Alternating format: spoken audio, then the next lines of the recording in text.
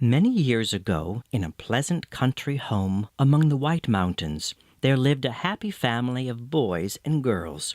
These children were always busy, working or learning or playing, and so every day they found some new way of helping or amusing one another.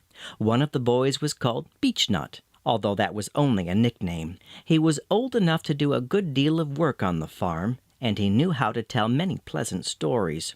A little girl whose name was Malleville was visiting at the farm, and she never grew tired of listening to Beechnut.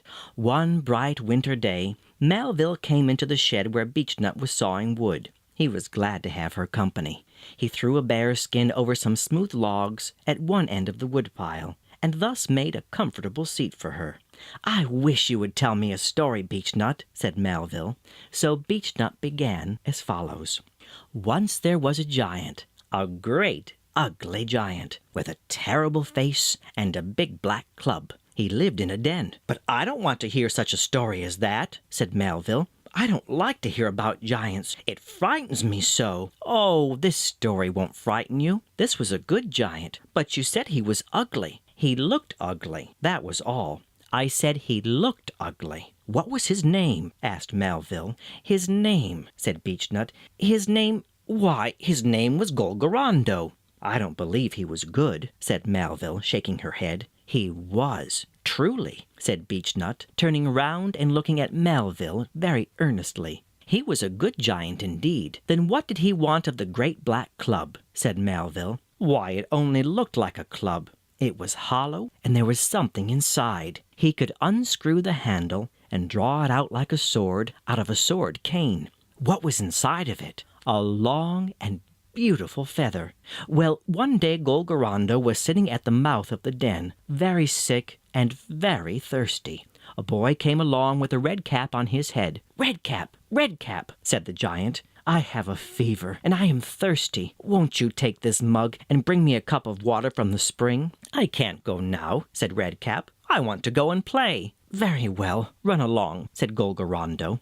Soon a girl came by with a green ribbon on her hat. 'Green ribbon,' said the giant. 'I have a fever, and I am very thirsty. Please take this mug down to the spring and get me a good cool drink of water.'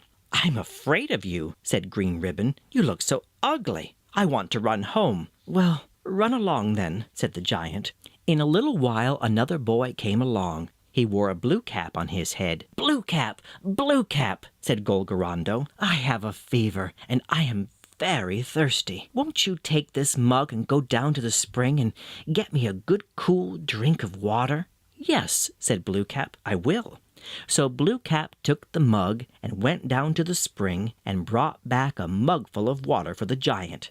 When he had drunk it all, Blue Cap asked if he wanted any more. 'One mugful more,' said Golgorando. So Blue Cap went down and brought back a mugful of water for the giant. When he had drunk it all, Blue Cap asked if he wanted any more. 'One mugful more,' said Golgorando. So Blue Cap went down and brought up one mugful more. Then the giant said, 'Now I shall get well tonight. Come and see me tomorrow, and I will reward you for going to the spring and bringing me 3 cups of water.' 'And did he get well?' asked Malleville. 'Yes, and the next day Blue Cap came again. And what did the giant give him?' 'A magic bowl,' said Beechnut, 'a magic silver bowl.' He went into his den and opened the door of a little cupboard that stood by the wall. He took out a beautiful bowl. It had a sort of saucer under it, and a cover on the top, and all over it there were beautiful pictures cut in the silver. On the handle for taking the cover off was the picture of a handsome dog. A little below, upon the side of the cover, was the picture of a hunter and a hare. The giant told Blue Cap that the charm of the bowl was in the hunter and the hare. By means of the bowl he could have anything he wanted that was good to eat, provided that he was a good poet. It was done this way. He was to put the cover on the bowl and take it in his lap. Then he must say something about the hunter and the hare for one line, and make another line to rhyme with it, asking for whatever he wanted. For example, he might say, "Silver huntsman, hunting a hare, open your goblet, give me a pear." And then, opening the bowl, he would find the pear inside. "And would he truly?" asked Malleville. "Certainly," said Beechnut.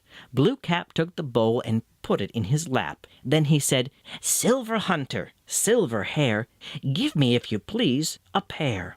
Blue Cap opened the bowl, and there he found a large, ripe, mellow pear. All this time the giant was sitting at the door of his den. "I should like such a bowl," said Malleville. Blue Cap ate the pear, and then he wanted another. So he put on the cover of the bowl and said again, "Silver Hunter, Silver Hair, I want a sweet and juicy pear." Then he opened the bowl, and there was nothing in it. "That won't do," said the giant. "The same poetry must not be used twice in the same day. You must make some new lines." So Blue Cap thought a minute, and then he said, "Silver Hunter, Silver Hair, give me an apple and a pear." "And did he get an apple and a pear?" asked Malleville. "Yes," said Beechnut, "only the pear was not quite so large as the other one." Blue Cap put the apple and the pear in his pocket and thanked the giant for the bowl. He then went home, carrying the bowl under his arm. When he got home, he showed the bowl to his sister, and they tried to make some new lines, but they found it very hard. At last they thought of this: "Silver Hunter, climbing high, give me a piece of apple pie." "And did they get a piece of apple pie?" asked Malleville. "A whole one," said Beechnut. There was a whole pie, as large as would go into the bowl, with beautiful figures of dogs and horses and huntsmen on the crust. "Oh, what a good bowl," said Malleville. "I wish I had such a bowl. The first thing I would ask for would be a good big apple to roast." "Why, I know magic enough to get you an apple to roast," said Beechnut. So he went to the wood pile where Malleville was sitting and kneeled down. "I'll get you an apple from under this log," he said. So he covered over the end of the log with the bearskin very carefully, and then told Malleville to put the ends of her 2 forefingers together on her lap, and be sure that she did not move until he had given the word. "Now watch your fingers while I speak the magic words," he said. So Malleville watched her fingers very closely, while Beechnut repeated these lines, half singing and half speaking. "Under the end of the chestnut tree, Malleville, Malleville, peep and see. One for you and none for me. Bobolink, bobolink, pee-dee-dee." Then he lifted up the bearskin a little and let Malleville peep in. There she saw a fine large apple lying on the chips. Beechnut had had this apple in his pocket. While Malleville was watching her fingers, he had reached his arms back into the wood pile and dropped the apple through a crevice. Thence it had rolled down to the end of the log, where Malleville found it. Beechnut told Malleville that she must not eat the apple, but must keep it to roast when she went into the house. That night, as she was going upstairs to bed, Malleville began to tell her cousins the story of Golgorando and the bowl. They stopped at the head of the stairs to finish the story. Malleville could not remember the poetry very well.